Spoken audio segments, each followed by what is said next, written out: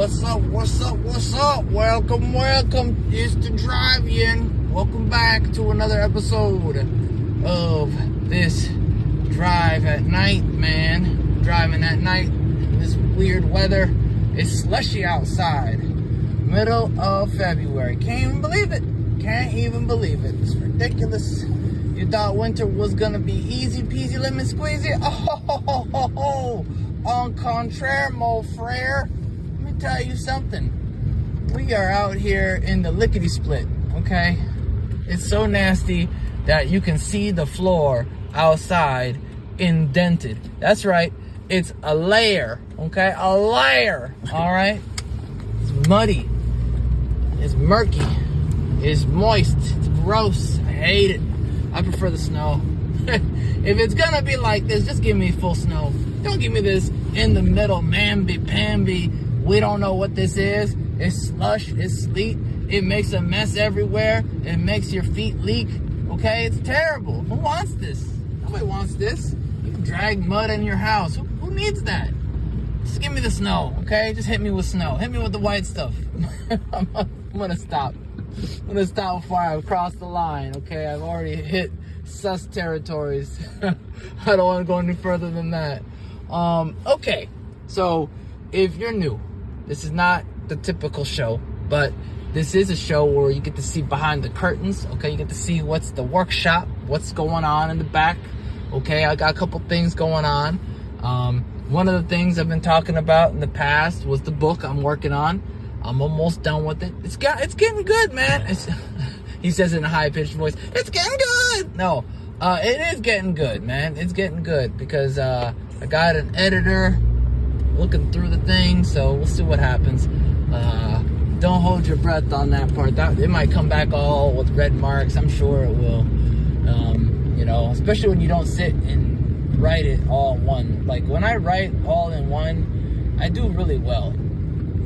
But when I do it in pieces, you lose train of thought, you lose your place. One thing Tolkien did. Let's talk about Tolkien. Let's talk about your boy Tolkien. Okay, rest in peace. All right, Tolkien in the Sky. He told this story a long time ago. Maybe you've heard of it. It's called The Hobbit and also Lord of the Rings. Okay, the Fellowship of the Ring and the Two Towers. I think the last one was the hell was the last one? Now I'm blanking out because I'm old and I'm tired and it's nighttime and I haven't had my coffee yet. Yes, I drink coffee at night once in a while. You have to sometimes out here. Otherwise you'll fall asleep any old way.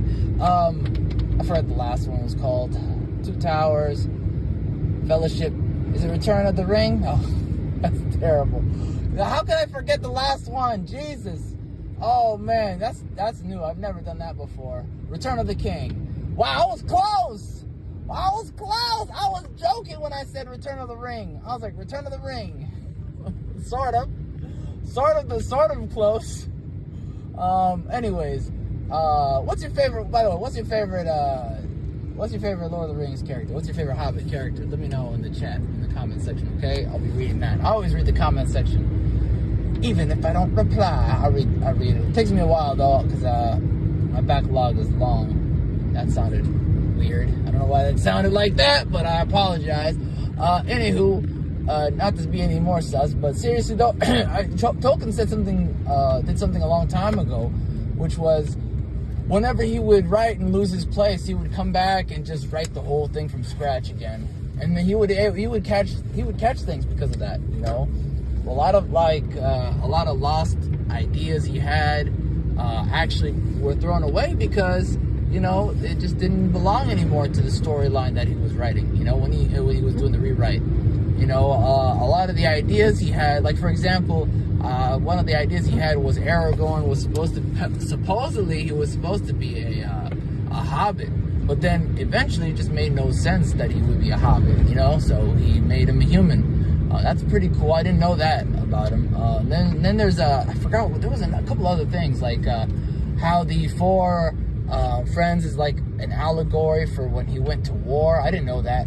And so the story that he wrote for Lord of the Rings was actually him, was actually him trying to like tell the adventures that he would want to have had with his friends, right? The adventures that he fantasized about with his friends back in the day before going to I think it was World War I, if I'm not mistaken. Back when they thought they were going to go on an adventure and save the world and do all sorts of fun, great things and become heroes, you know? And that's kind of mostly how fantasy really starts, right? Like just becoming like this idea of like embodying this idea of this adventure that never happened, right? That you really wished happened. It's kind of a wish fulfillment thing. And I think that's where a lot of good stories come from, is this wish fulfillment of things that, you know, you wish existed or happened, but they never did, so you tell the story. And some people might say, oh, that's a cope. I don't think so. I think it's you just getting it out of your system and telling it something adventurous and fun and enjoyable that other people can enjoy. Therapy and coping is personal, right? That's like only you, right? No one else is privy to that. No one else gets to get the benefit of that, right? But an entertaining story is just an entertaining story that everybody else gets to, you know, enjoy and consume. It's a product. Someone can criticize it. Somebody can read it. Somebody can share it. Somebody can, you know, resell it. That's kind of the idea, right? That's the reason why you put something on paper is it becomes less ephemeral. It's in front of you, and then also on top of that, it's something that is therapeutic to you because it's no longer filling your brain. It's no longer, you know, residing in your brain, taking up this memory. You know, a lot of the stories I write, you know, there were dreams I had, like really vivid dreams, and I knew that this dream would eventually just haunt me because I'm like obsessed with this place that it felt real, like I felt I was there, or this moment that I felt like I was there, and it was just so vivid. You really didn't believe you were waking up and you're in the real world. You're like, is this the real world or was that the real world? Which is it? Am I awake? Am I asleep? Which one? Who's the real me? You know? And that weird in-between spot kind of helps you retain that information. And so as it bogs your memory, you just want to tell it and get it out of your system. And then after you do that, you know, you now have it's almost like a permanent saving of that memory, right? It's a permanent save, whereas memories are ephemeral and they disappear pretty quickly if you let them. But yeah, that's the whole idea. That's the whole concept of writing. There's lots of reasons why people write. There's lots of reasons.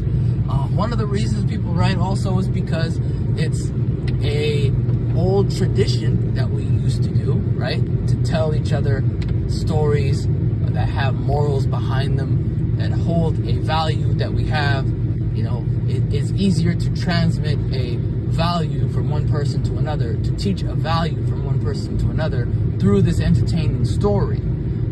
It goes back and harkens back to when we were children, right? And so when we were children, we liked to be entertained. We liked to learn while we're having fun, and that kind of goes hand in hand. You know, learning while having fun just reinforces the learning. It reinforces the lesson.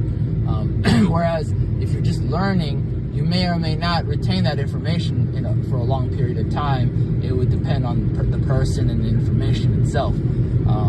And so I think that's an important thing to remember, because a lot of these stories now that are out there, they don't have very good values. They don't have very, it's like they lost their place. It's like they forgot why they told stories.